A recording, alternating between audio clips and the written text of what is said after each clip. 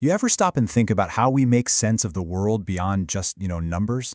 How do researchers take all those messy, complicated human experiences, the stories, the interviews, the observations, and turn them into something clear and powerful? Well, today we're diving right into that.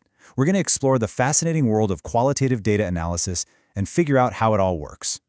I mean, this is the big question, isn't it? We're literally surrounded by stories, opinions, feelings.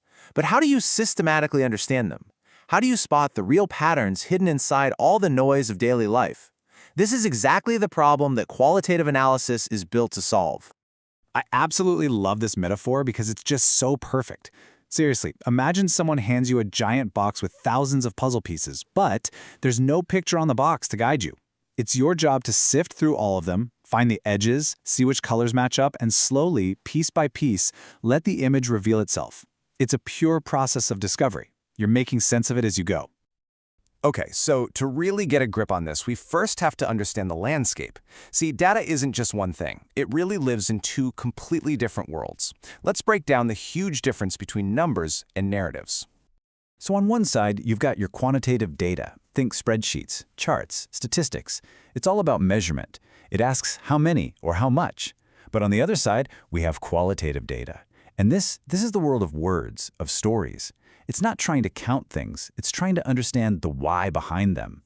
One quantifies, the other explains. So with that difference crystal clear, let's zoom in.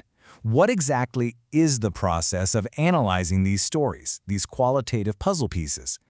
At its heart, it's a systematic process. But what's really cool here are the verbs: searching, evaluating, coding, describing. It's not passive. You're not just reading. You're actively transforming raw information into structured, meaningful insights.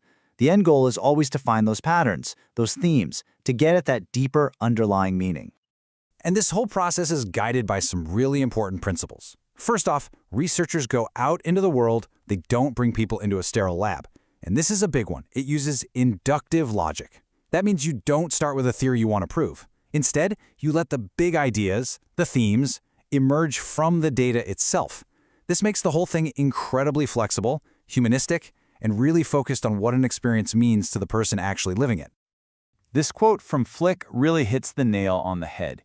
It shows you just how critical this step is. You could have mountains of interview transcripts, right? But without analysis, it's just a pile of words.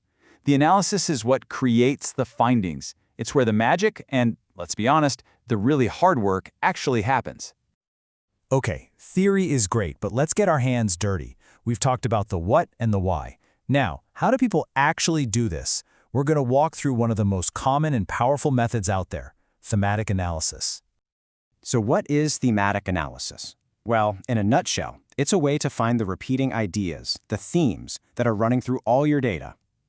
Think of it as a systematic way to spot the main storylines in a whole bunch of interviews and notes. It helps you turn a huge mess of text into a clear, compelling story. Now, don't let the list scare you. This 6-step process is actually a fantastic roadmap. It shows you there's a real structure to the whole thing. You start by just soaking in the data, then you start labeling interesting little bits with codes. From there, you hunt for patterns in your codes to build themes, you check and refine those themes, and finally, you write it all up. To make this feel real, let's walk through an actual example. All right, step 1, get familiar with the data. So, imagine you're the researcher. You've just interviewed a caregiver, and you're reading through the transcript over and over. You come across this incredibly powerful quote about the pain of knowing a patient is suffering alone. You start to really feel the emotional weight of this person's world. That's the first step. Okay, on to step 2, generating codes. Now, a code is just a short ladle for a little chunk of text. Think of it like a hashtag for your data. So when the caregiver mentions being chased away, the researcher might code that as negative reception. The feeling of pain, that becomes emotional impact. And that strong sense of purpose becomes sense of duty. You do this over and over, creating dozens, maybe hundreds of these little labels. Next up, step 3. This is where you start to build the puzzle. You take all those little codes you made and you start looking for connections. You ask yourself, which of these codes seem to be talking about the same big idea? You start grouping them together, clustering them. This is where you zoom out from the tiny details to see the bigger picture. It's a really creative step. And boom, this is the result. The codes, negative reception, and emotional impact, they clearly belong together, right? They both point to a larger, more powerful idea, a theme that the researcher might call the emotional toll of caregiving. You see how we went from a raw quote to a powerful analytical concept? That's the game right there. The last few steps are all about polishing things up. Researchers double-check their themes to make sure they're solid. That's step 4. They write out clear definitions for each one. That's step 5. And finally, they write the report, weaving everything together into a story and using those powerful quotes to bring it all to life. This is where the puzzle is finally assembled for everyone else to see. So, after all that work, all the coding, the clustering, the theming, what's the big payoff? Why do we even go through this whole complicated process? And this, right here, is why it matters. A survey might tell you that caregivers are stressed. Fine.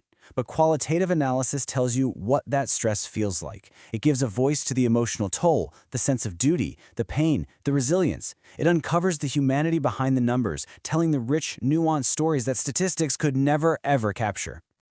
And that kind of leaves us with one last thought. This way of thinking, it isn't just for academics in a lab. It's a lens we can all use. So take a look around your own world, your job, your community, your family. What are the stories playing out just beneath the surface?